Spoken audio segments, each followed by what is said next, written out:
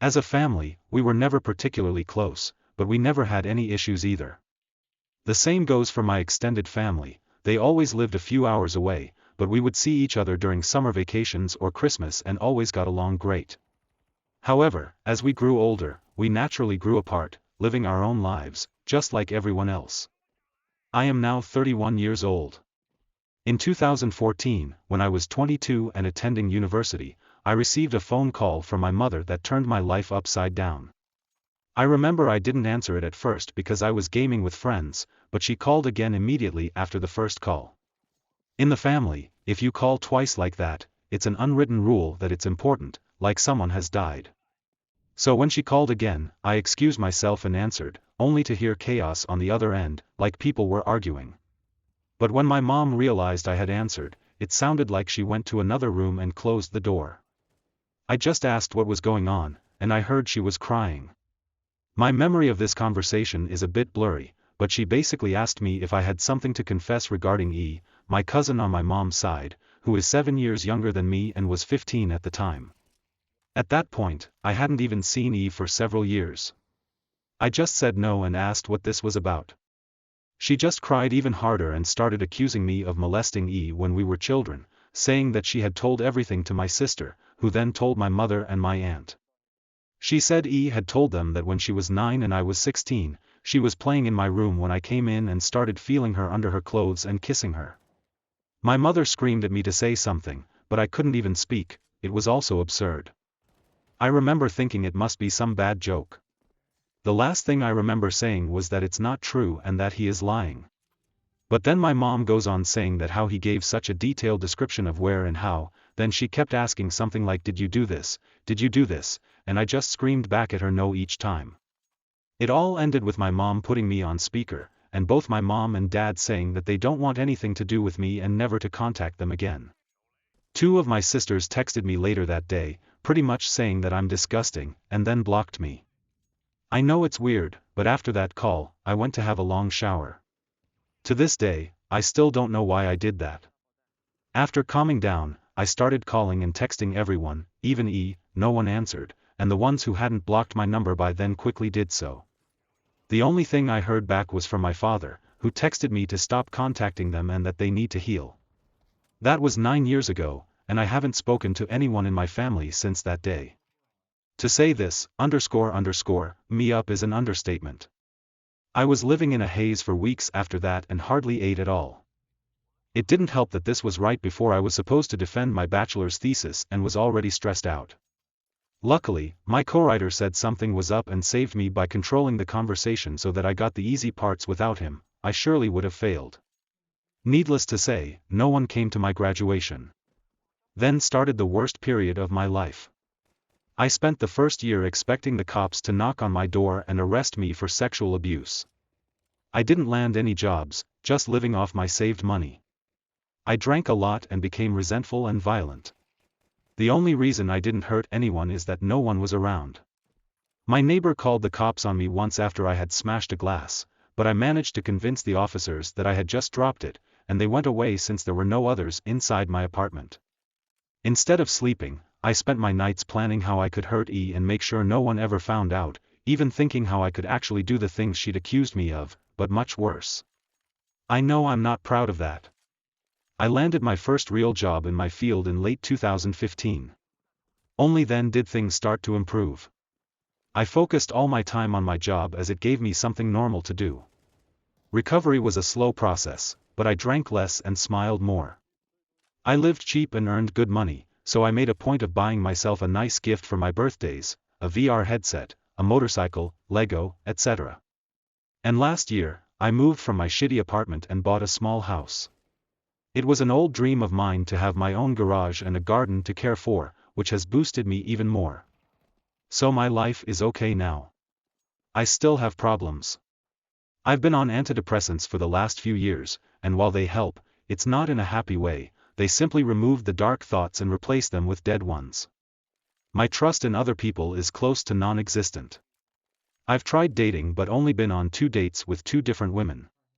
It's really hard to speak like a normal person when it comes down to it, and what would I tell a potential partner when she asked about my family? Oh, you know, they accused me of a heinous crime, and we're not talking anymore, but I didn't do it, I swear.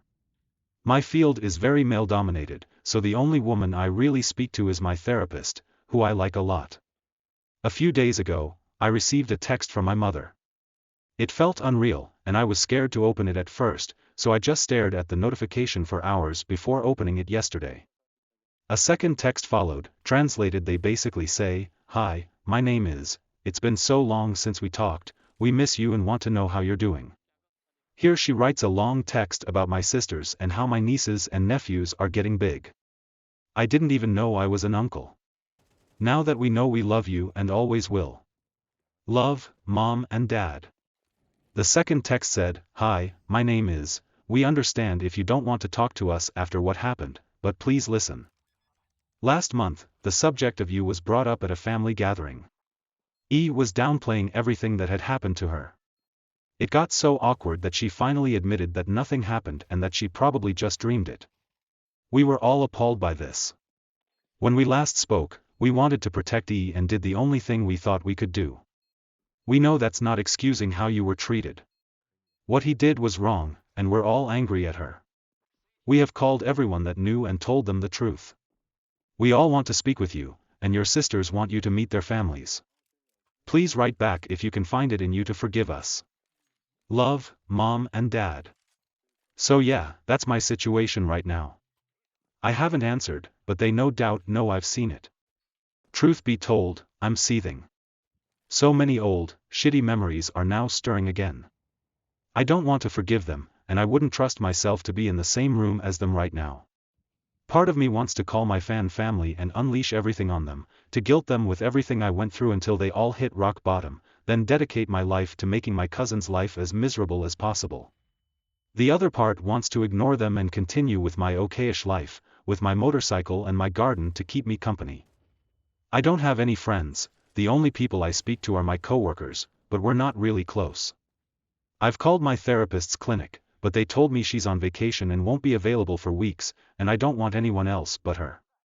So that leaves internet strangers. So, where to go from here? Do I ignore them and continue as is, or do I answer, and if so, what to even write? I'm pretty sure meeting them in person would be a bad idea for the foreseeable future, but I'm not even sure how my life can improve from picking up those old threats. As embarrassing as it may be, feeding me excuses for why it happened and then ending it with the shortest actual apology. My original plan was to go on with my life and try to slowly make it better, but seeing this pushed me to my limit. I had to respond and tear into her with the most foul words I could think of. In the end, the actual text I ended up sending said, "You think your mental problems are bad? Try being torn away and excommunicated from your whole family for 10 years when you were just in the infant years of your adult life and see how bad those mental problems become. I am still trying to deal with all of this, and the last thing I need is the culprit of my misery feeding me excuses as to why it happened. My other relatives may have been in the dark the whole time, but you knew the entire time, and it never dawned on you to say things sooner. You're lucky I didn't take my own life at this point. My parents and siblings might be another story, but I will never be able to forgive you for the irreversible damage you have done to me in my relationships. Please rot in hell and never contact me again." She hasn't responded, but I can see that she got the message because of read receipts. Maybe she took the hint to not respond. The good news is that I also responded to my parents, nothing crazy in text because we really got the whole conversation out over the phone. It felt weird hearing their voices again. I used to relate those voices to being safe at home, but after what happened, it was a whole new feeling. At first, I hated it all. The sour memories popped back into my brain from the day I last spoke to them. Those voices had been screaming at me for things I didn't even do. The conversation lasted about 3 to 4 hours, and while it was hard for me and most likely them, it was the most productive conversation I've ever had with them. I thought it would be a lot of excuses, just like hers, but to my surprise, they not only apologized a million times over but told me everything they were in the wrong about. They said it had been weighing on them all these years, and now that the truth is out, they don't know how they can live with themselves. The one really hard part was when I asked them why they didn't hear me out or believe their own son compared to a niece. They told me they struggled with it immensely, but he had made it so believable that they felt they had no choice. I told them that instead of just cutting contact, they should have at least tried to get me help, but they gave me nothing to work with. They said they knew this, and that was the hardest part. After the first year or two, they said they wanted to contact me and try to figure things out, but they ultimately decided that me being who I was would not talk to them, and things would just get worse. That got me heated a little bit because who cares what type of person I am? What I really am is your son, and that comes first. At the end, we came to the conclusion that we will stay in contact. I am not going over to visit them or anything, but it's a start. While there is still so much hatred in my heart for them, I feel like things can get better, and that's why I'm somewhat happy. Since that phone call, we frequently check up on each other, and conversations are slowly getting back to what they used to be. Maybe I'll visit them someday, but I don't know when it will be or how it will go. How am I supposed to hug and say hi to the people who threw me out of their life? My cousin falsely accused me of sexual assault, and now my family is contacting me after almost 10 years. Final part. Hey guys, so I have another update on my whole situation regarding E and the essay. It has been another 4 to 5 months since the last update, and I have some better news than worse this time. Again, to start off, a lot of people were telling me to sue or take you to court. While I agree that what she did was unforgivable and heinous, I don't feel like that will cause any good. The situation has been 10 years in the making, and I kind of just want to be all over and done with it. Taking her to court would cost me thousands in legal fees that I just can't afford, and I also can't help but think of the fact that he never took it to court either. I know that's not a good excuse, but it's just a thought. I am still in contact with my parents, and you won't believe it, but I actually visited them about a week ago. They have also removed contact with E, and I feel like you're getting the same treatment I went through, similar to being sued in terms of punishment. Believe me, I would know. Visiting the parents went well. I haven't seen the rest of my family, as I want the process to be gradual, but we met and had a nice dinner. Of course, in my last post, I said I didn't know how the greeting process would go. How was I supposed to greet the people who tore my normal life away? Well, the greeting went better than I imagined. I thought hate would win over me, but I actually felt somewhat relieved when I saw them. Is that weird? Maybe it was the fact that seeing them meant my life was getting back to the normal it was before. But I don't know. I didn't hug them until after because the conversation we had was pretty grueling. I didn't mean to rip into them, but I felt I had to really get the point across of how much hurt they had caused me. At some point, my mother cried because of the details I went into about my darkest times. They said they know they can't do anything to fix what has happened, but they want the future to be optimistic. They even opened the idea of coming home for Christmas and seeing the rest of the family, but I told them my plan about taking it slow and said it might be open to the idea. While I am still conflicted, that feeling of hatred is slowly going away, and I'm overall just feeling like a better person in general. I think the weight of the situation had pulled me down all those 10 years, and now that I am free of judgment, it feels good. I have also started dating now. I met a great girl that I am starting to slowly get serious with. Life is getting better. Who knows what will happen in the next 10 years after this, but for the first time in ages, I feel like things are looking up.